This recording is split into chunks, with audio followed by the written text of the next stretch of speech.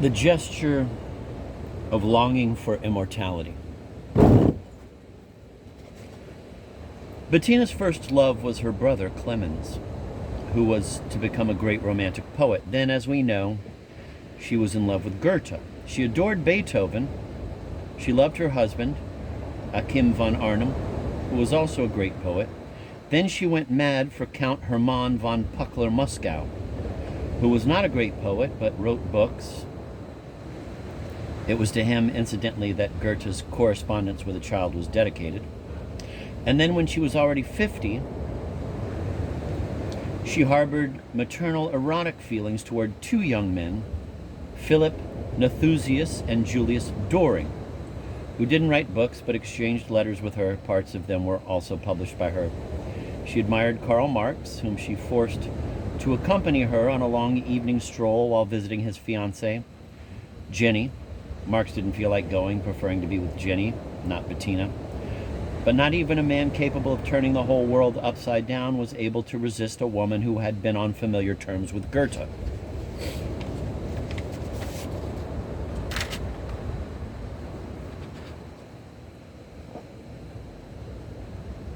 She had a weakness for Franz Liszt, but only fleetingly, because it upset her that Liszt had only his own glory in mind. She tried passionately to help the mentally ill painter Karl Blechen, for whose wife she had the same contempt she had once felt for Frau Goethe.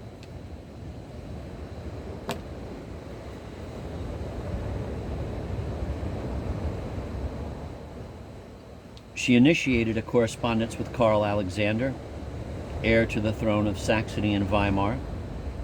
She wrote a book for the Prussian King Friedrich Wilhelm, the King's Book, in which she explained a king's duties toward his subjects, followed by the Book of the Poor, in which she showed the terrible misery of the poor. Then she again turned to the king with a request to free Wilhelm Schilfil, who had been accused of taking part in a communist plot, followed by another plea to the king on behalf of Ludwig Mieroslawski, one of the leaders of the Polish Revolution, who was awaiting execution in a Prussian jail. She had never personally met the last man she worshipped, Sándor Petőfi, the Hungarian poet who died at the age of 26 as a soldier in the 1848 uprising. She thus not only introduced the world to a great poet, she called him Sonnengott, sun god, but along with him, she also called attention to his homeland, of which Europe had been virtually ignorant. If we recall that the Hungarian intellectuals who in 1956 rebelled against the Russian Empire and inspired the first great anti-Stalinist revolution called themselves the Petőfi Circle, after this poet, you will realize that through her loves, Bettina is present throughout the long march of European history, reaching from the 18th century all the way to the middle of our own. Brave, stubborn Bettina, the nymph of history, the priestess of history. And I am justified in calling her priestess because for Bettina, history meant, all her friends use this metaphor, quote, an incarnation of God, end of quote. There were times when her friends reproached her for not thinking enough about her family or her financial circumstances, for sacrificing herself unduly for others without reckoning the cost.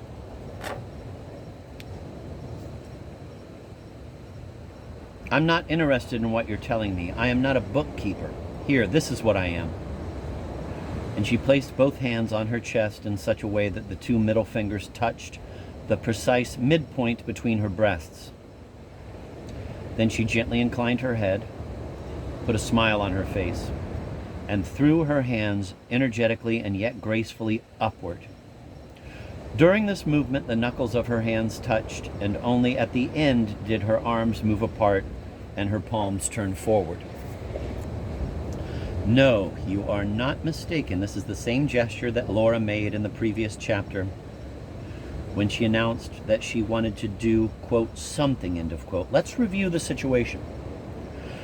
When Agnes said, Laura, you mustn't do anything foolish, nobody's worth suffering over, think of me and of my love for you, Laura answered, but I have an urge to do something. I must do something. When she said that, she had a vague idea of going to bed with another man. She had often thought of this already, and it didn't contradict her longing for suicide. They were two extreme and quite legitimate reactions of a humiliated woman. Her vague dreaming about infidelity was rudely interrupted by Agnes's unfortunate attempt to make everything clear. Something? What sort of something? Laura realized that it would have been ridiculous to admit a longing for infidelity right after having talked of suicide. That's why she became flustered and only repeated the word something. And because Agnes's gaze demanded a more concrete answer, she tried to give that vague word some meaning, if only by a gesture. She put her hands to her breast and threw them forward. How did this gesture occur to her? It's hard to say. She had never used it before. An unknown someone prompted her to do it, the way a prompter prods an actor who has forgotten his lines. Even though the gesture did not express anything concrete, nevertheless it suggested that doing something meant to sacrifice oneself, to give oneself to the world, to send one's soul soaring toward the blue horizon like a white dove. The idea of standing in the metro with a collection box would have seemed totally foreign to her just a moment before, and evidently would never have occurred to her had she not put her hands to her breast and thrown her arms forward. It was as if that gesture had its own will. It led her, and she merely followed.